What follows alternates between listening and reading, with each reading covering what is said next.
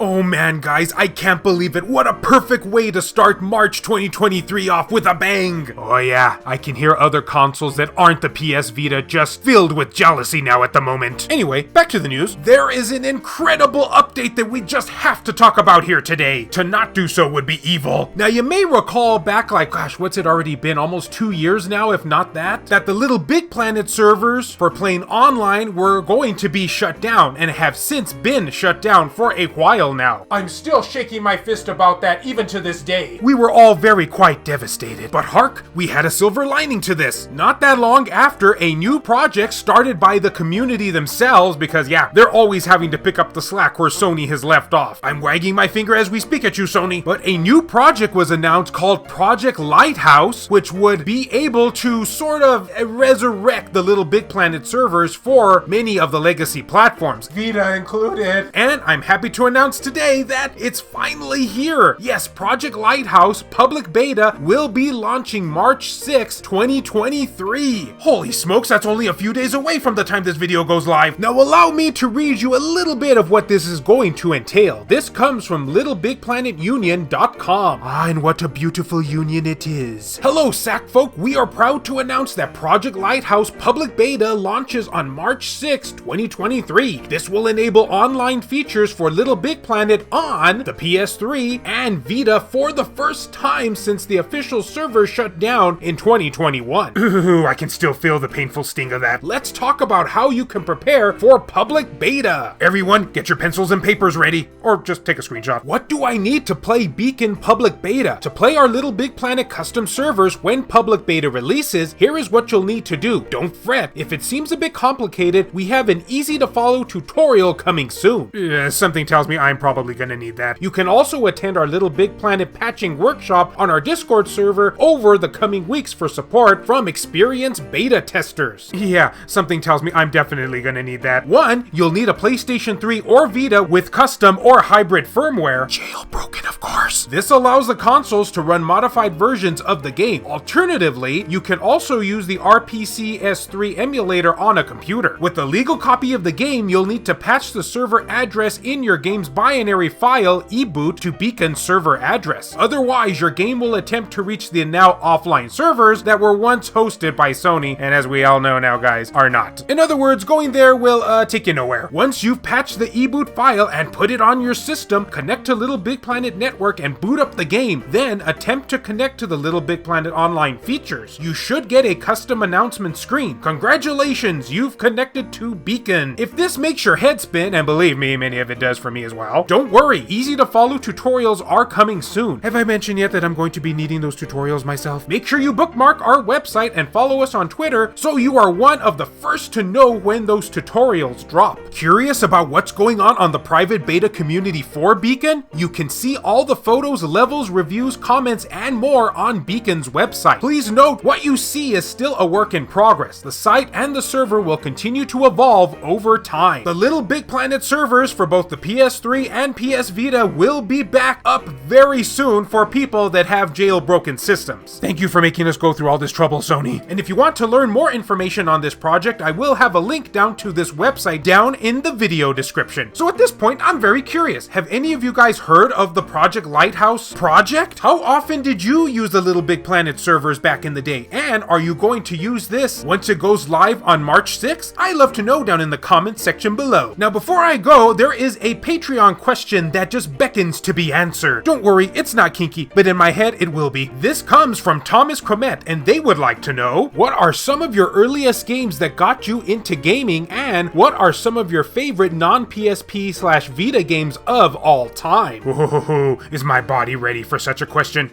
Yeah, sure. So, what was the first system I ever owned? Well, it's kind of a cliched answer, and as you'd have expected, yeah, it was, in fact, the good old NES. Though I already had been gaming in the arcades, with the original Ninja Gaiden arcade beat-em-up game being one of the first arcade titles I ever played back at Kmart. And hence, it was the first time I was ever introduced to third-party Jason Voorhees bootlegs. What can I say? Friday the 13th was very popular at that time. Now, some of the earliest games that got me into gaming is, of course, Super Mario Bros., along with other titles such as Popeye Sci-Fi and Mappy Land. Those were probably some of my biggest games that I played back in the day. Now, if you want to talk about my all-time favorite game, and this might come as a surprise to some of you, but it's actually not a PS Vita game. Yeah, I know, insert dun dun dun dun dun music here. It's Donkey Kong Country 2 back on the good old SNES, or SNES, however you want to say it. It was actually the first time I ever could recall playing a game that felt like it was more than just a video game. I was totally sucked in when I first played it. Yeah, I knew there was going to be a dirty joke reference in here somewhere. Everything from its art style, to its ambiance, to its level design, I really was engrossed in that world back in the day. And it still remains my all-time favorite game, even now in my adulthood. And I still go back to play and beat it twice a year. It's kind of become my yearly routine, you might say. That along with the fact that I have nothing better to do. Anyway, awesome question there, Thomas. This video has been brought to you in part by all of these wonderfully generous Patreon and YouTube membership supporters who help make this content possible. So a huge thank you goes out to